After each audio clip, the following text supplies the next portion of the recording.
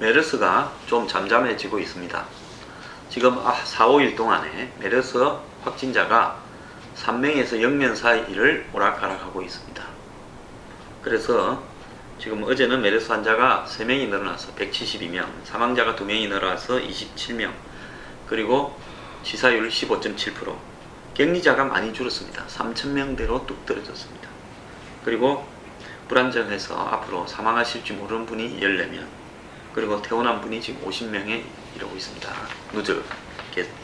그리고 70대, 그리고 치매에 걸린 고령의 할머니가 이 메르스가 완치되어서 퇴원을 했다라는 기쁜 소식도 있습니다.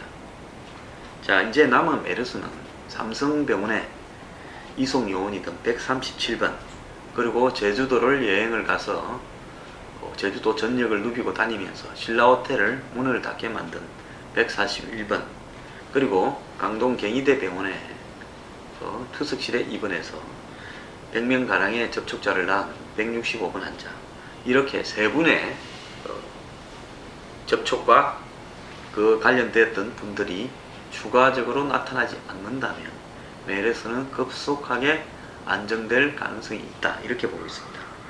그래서 메르스의 이 잠복 기간이 14일이니까 예를 들어서 지금 현재 앞에 말한 137, 141, 165번 이 세 환자와 접촉했던 분들의 잠복 기간이 끝나는 이달 말 정도가 그때 더 이상 나오지 않는다면 메르스는 사실상 더 확산되지 않는 건데요. 그래도 또 그 시점에서 잠복 기간을 곱하기 2를 해가지고 14 곱하기 2에서 28일, 한 달가량을 더하게 되면 결국은 6월 말에 가서 더 추가적인 확진자가 나오지 않고, 그리고 이후에 한 28일 정도 동안에도 더 안 나온다면 정부는 7월 말이나 8월 초에 메르스가 종식되었다라고 공식 선언을 할 수 있게 된다는 겁니다. 지금 메르스 때문에 이 메르스를 갖다가 치료하는 의료진들이 지금 거기에 방역복이 제대로 시원찮아서 지속적으로 감염이 늘어나고 있습니다.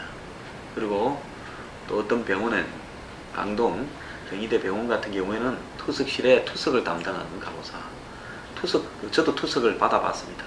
투석이라는 건 상당히 기술적인 문제이기 때문에요. 전원이 격리되는 바람에 의료원에서 이 간호사분들을 지원해 주기도 했답니다. 그래서 메르스와 싸우고 있는 의사, 간호사와 같은 의료진들이 굉장히 고생하고 있습니다. 그래서 이런 어떤 분들의 고생을 덜기 위해서라도 메르스가 빨리 종식되어야 되는데요. 여기서 중요한 것은 메르스가 국내에 엄청난 지금 재정적인 타격을 경제 분야에 가하고 있다는 겁니다. 자, 지금 관광객들이 12만 5천 명이 줄어서 한 2,500억 가량의 손실이 발생하고 있다. 2만 명씩 들어오던 중국 관광객들이 하루에 500명도 안 들어온다, 이런 이야기도 있고요. 제가 청와대 앞에서 1인 시위를 하는데 처음에 1인 시위를 하던 5월 29일 무렵에는 정말로 한 5분 단위로 제가 서 있는 청와대 분수대 앞에 중국 관광객 팀들이 계속 바뀌었습니다. 근데 토요일은 한 팀도 없었습니다. 금요일도 거의 없었고요. 그래서 관광객이 급감한 것이 청와대 시위를 하는 제 눈에 다 보입니다. 그리고요, 과거에 태풍이 왔을 때 2002년 루사, 2003년 그 유명했던 매미, 그리고 2006년입니까 에위니아 해서 5조에서 3조대의 피해를 입혔는데요. 지금 메르스가 6월 말까지 가면 4조, 예를 들어서 석 달을 가면 8조 원의 피해를 가지고 올 거라고 예측되고 있습니다. 결국은 이 부분 때문에 둔화된 경기를 살리기 위해서 정부가 지금 추경 예산을 갖다가 편성하는 부분을 고려하고 조만간에 아마 임시국회에서 통과될 거라고 보입니다. 그래서 이 경제를 무너뜨리고 있는 메르스, 오늘 아침 신문에 보니까 많은 신문들이 그래도 일면 타압으로 메르스를 다루지 않았더만요. 저는 그런 자세가 매우 중요하다고 생각합니다. 메르스가 있다고 생각하면 엄청나게 위험한 정말 전염병이 있는 것처럼 공포를 자아내고 있고요. 메르스가 없다고 생각하면, 그냥 보도가 만약에 없다면 메르스라는 것은 그냥 주위에 독감처럼 지나가는 겁니다. 자, 5월 20일 날 확진자가 나와서 첫 확진자가 지금 6월 22일입니까? 이런 상황인데 한 달하고도 이틀이 더 지났습니다. 그때 사망자가 27명인데요. 자, 메르스 집계를 안 내고요. 그냥 독감 집계를 만약에 그럼 내기도 어렵겠습니다만은 전국의 각 병원에 입원해 있던 환자들이 독감이 걸렸다. 일반 독감만입니다. 그래서 그 환자의 상태가 악화돼서 돌아가신 분들이 좀 생겼다. 이게 집계를 안 내니까 그렇죠. 전국의 병원에 입원했다가 독감이 걸려서 돌아가신 분 집계를 내면 27명보다도 훨씬 많을 겁니다. 270명이 넘을 수도 있습니다. 한 달간에요. 그렇기 때문에 이 메르스 부분에 대한 언론의 보도 진짜 자중돼야 되고요. 대통령이 일상으로 돌아가자 말을 했다고 비판을 하고, 대통령이 동대문 시장에 가서 빈과 옷을 산 걸 인터넷에 올렸다고 비판을 하고, 그러면 우리가 언제까지 메르스 하면서 그 공포에 사로잡혀서 둔화된 경기와 함께 국민들이 여기에 매몰되어서 살아야 됩니까?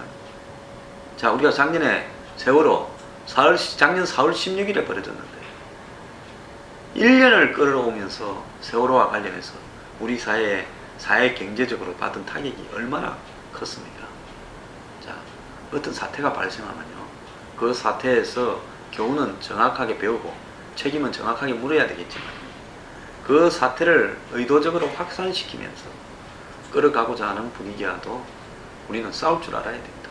정말로 두려운 것은요, 어떤 일에 대한 공포 그 자체이지 그 일이 무서운 것은 아니다라고 저는 생각합니다.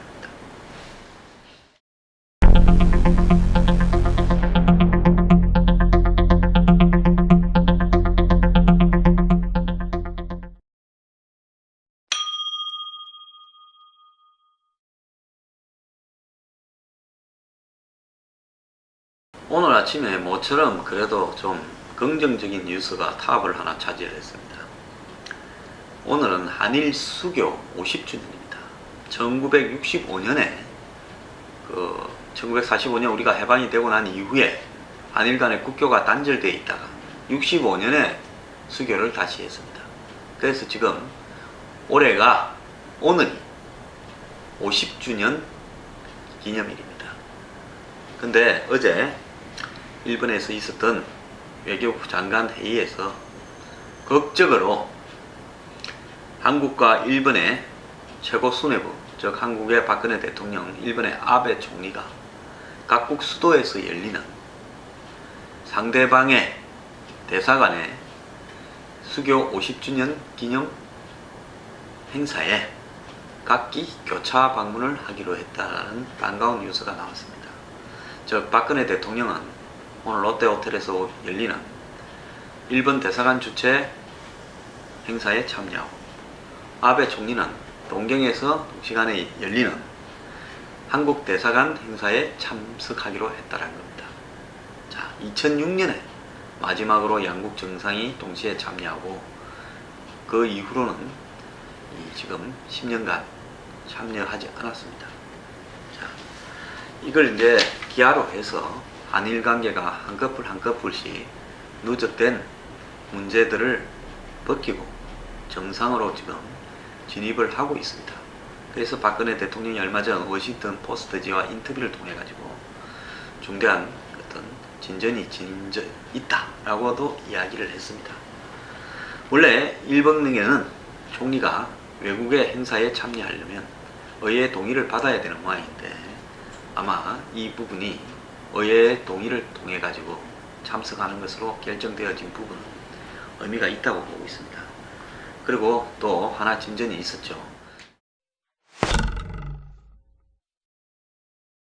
일본이 과거 1850년부터 1910년까지 일본의 급속한 메이지 유신 시대의 산업화 시절의 유물에 대해서, 유산에 대해서 유네스코 문화유산으로 등재를 하려고 했습니다. 그래서 한국군들이 끌려가서 이 강제 노동을, 석탄을 캐기 위해서 강제 노동을 했던 일본의 섬이 있었지 않습니까? 군함도라고요. 그런 어떤 섬 등을, 섬과 과거의 공장 시설 등을 일본이 문화유산으로 이제 이렇게 등재하려는데 거기에 있었던 강제징용 이런 부분을 뺀 채 그냥 일본이 산업적으로 발전한 과정에서의 자랑거리로 그렇게 하는 부분은 곤란하다라고 한국이 문제를 제기했고, 유네스코 또한 이 문제에 대해서 그런 사실들을 전체의 역사를 맹개하는 것이 옳다라고 지적을 했습니다. 그래서 한일 간에 합의가 되어서 징용에 대한 사실을 명기하기로 했고, 한국은 투표에 반대하지 않는다 이렇게 정리가 되었으니까 또 양국 간의 어떤 해난 중에 하나가 해결이 됐고, 한국이 이 명분을 얻으면서 적절한 양보를 했다고 봅니다. 그래서 이제 마지막 남은 문제는 위안부 문제 부분에 대해서 얼마 남지도 않은 200여 명도 남지 않은 위안부 할머니 문제에 대해서 일본 정부가 절대적으로 사과를 하고 거기에 대해서 보상을 하겠다는 연설을 아베 총리가 이번에 한국 광복절, 일본에는 폐전일이죠. 그날 기념식에서 언급을 하게 되면 이 한일 간에 있어서 주요 해난이 마무리되면서 자연스럽게 9월부터 11월 사이에 열리는 한중일 삼국 정상회담, 이것도 과거에 꼬박꼬박 열렸는데요, 매년. 지금 박근혜 정부 출범 이후에 또 아베 정권 출범 이후에 중단이 되어 있습니다. 그런 어떤 방식을 통해서 3자가 우선 만나고, 처음에 바로 두 사람이 만나기에 여러 가지 불편한 부분이 있을 수도 있죠. 그 다음에는 한일 정상회담이 열리는 수순으로 가게 되면 양국 관계가 정상화되는 마무리 단계가 될 걸로 보입니다. 그래서 이제 남은 것은 허바드라고 이 주한 미 대사를 지냈던 분이 이야기를 한 게 있습니다. 여러 번 하지 말고 한 번에 깔끔하게 사과하고 그걸로서 한국은 수용하고 끝내는 것이 낫다. 그래서 아베 총리가 여기에 대해서 여러 가지 구실을 붙이고 또 장기를 부리지 말고 한 번에 깔끔하게 과거사, 특히 위안부 할머니들 문제에 대해서 제대로 사과하고 끝내기를 바랍니다. 저는 한일 관계가 정상으로 가고 미래지향적으로 가서 양국이 긍정적인 시너지 효과를 얻는 것이 매우 중요하다고 봅니다. 과거에 사로잡혀서는요, 절대로 두 나라가 도움이 안 됩니다. 이제 미래지향적으로 두 나라가 서로 간에 협력하고 그러면서 우호적인 우방으로서 갈 수 있는 그런 계기가 아베 총리의 8.15 담화를 통해서 마무리되기를 바랍니다.